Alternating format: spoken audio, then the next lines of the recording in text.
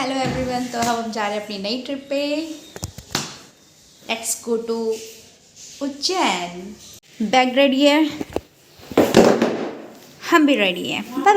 घर से निकल चुके हैं और यहाँ से पहले ऑटो पकड़ेंगे। ऑटो से जाएंगे निज़ामुद्दीन रेलवे स्टेशन, जो हमारे घर से ज़्यादा दूर नहीं है।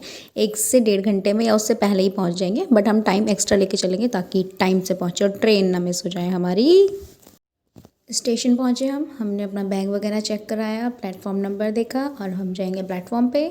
निज़ामुद्दीन से लेके इंदौर तक की गाड़ी हमें वहीं मिलेगी। हम पहले इंदौर जाएंगे, इंदौर से हम ओमकारेश्वर जाएंगे। ओमकारेश्वर जी के दर्शन करने के बाद हम चलेंगे उज्जैन महाकाल। हम स्टेशन टाइम से पहुंच गए थे, हमारी ट्रेन भी टाइम पे थी। हम ट्रेन में बैठे, हमने डिनर किया। मैंने नहीं किया क्योंकि मेरा फास्ट था ना, मंडे था। बाकी सब लोगों ने खाया और खाने पीने के बाद सब सो गए क्योंकि सब बहुत थके हुए थे ऑफिस और अपना डेली रूटीन पूरा करके आए थे, इसलिए पूरी रात बहुत अच्छे से सोए हम लोग। सुबह 10 बजे हमें ट्रेन ने इंदौर स्टेशन पे उतारा था।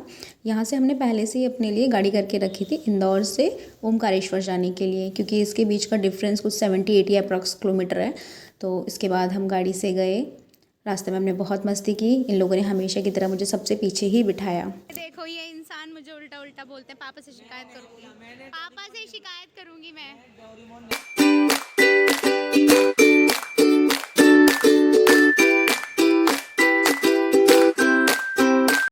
5-6 घंटे का सफ़र पूरा करने के बाद हम पहुंच गए थे माँ नर्मदा के पास, ओमकारेश्वर ज्योतिर्लिंग के पास। इतना सुंदर नज़ारा दिख रहा था, है मतलब इससे ज़्यादा सुंदर क्या ही होगा।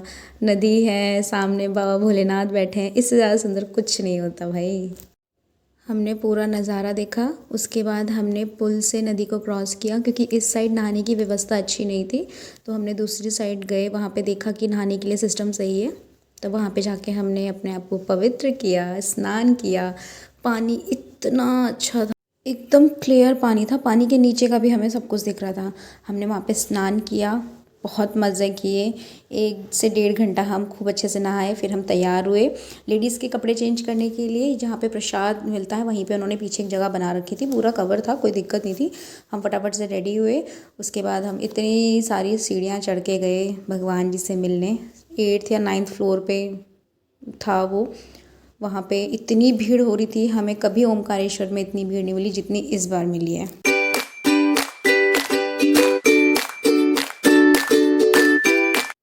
हम दर्शन के लिए पहुँचे, अंदर इतनी भीड़ थी, लोग आपस में लड़ रहे थे। वो जो बैरियर लगा रखे थे उसको क्रॉस करके लोग आ रहे थे। पर ठीक है, मन में ये एक्साइटमेंट थी कि यार भगवान जी के दर्शन करने हैं, तो थकावट भी नहीं लग रही थी और भीड़ भी नज़र नहीं आ रही थी। फाइनली हमारे दर्शन हुए और हम बाहर आए मंदिर से।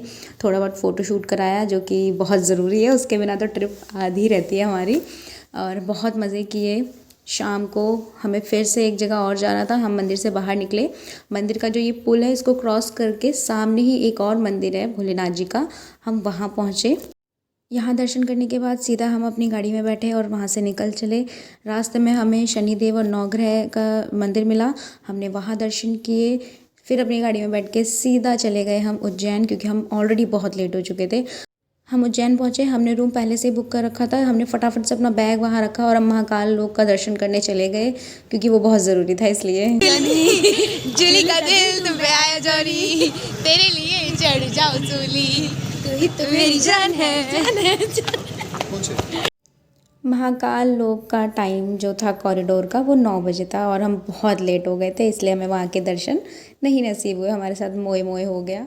फिर हमने डिनर किया, क्योंकि हम बहुत थक चुके थे, इसलिए हमने ज़्यादा कुछ शूट नहीं किया।